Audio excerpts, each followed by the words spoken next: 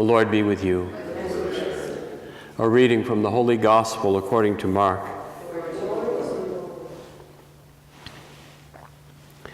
Jesus entered the synagogue. There was a man there who had a withered hand. They watched Jesus closely to see if he would cure him on the Sabbath, so that they might accuse him. Jesus said to the man with the withered hand, "Come up here before us." Then he said to the Pharisees, "Is it lawful to do good on the Sabbath rather than to do evil? To save life rather than to destroy it?" But they remained silent. Looking around at them with anger and grieved at their hardness of heart, Jesus said to the man, "Stretch out your hand." He stretched it out, and his hand was restored. The Pharisees went out and immediately took counsel with the Herodians against him to put him to death. The Gospel of the Lord.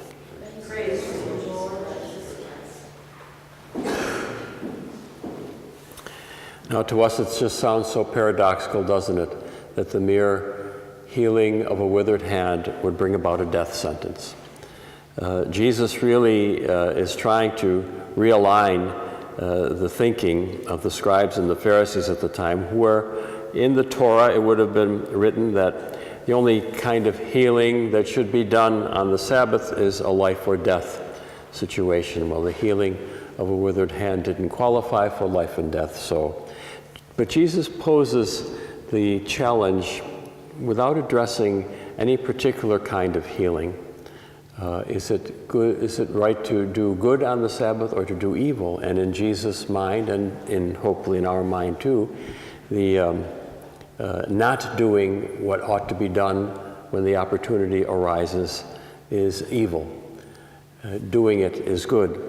And so Jesus will certainly go ahead and heal the man. I'm very, I like this gospel a great deal because I play the piano. And my hands are very, very important. And we think of all the skills that are accomplished by the work of our hands. They're marvelous.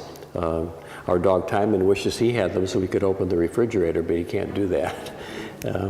But so much happens by the work of our hands, and the fact that Jesus sees this, perhaps it was a life and death sentence for the man who needed to use his hands for his own livelihood, and how much we depend on our skills that are communicated very often through our hands and fingers.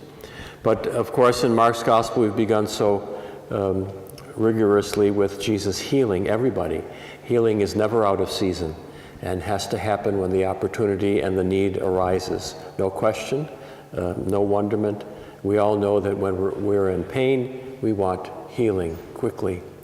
And we pray that we might be those instruments of healing in our place and time as well, without measuring the time or the season, but seeing the opportunity in every way to heal one another spiritually, physically, mentally, emotionally, whatever way it's needed.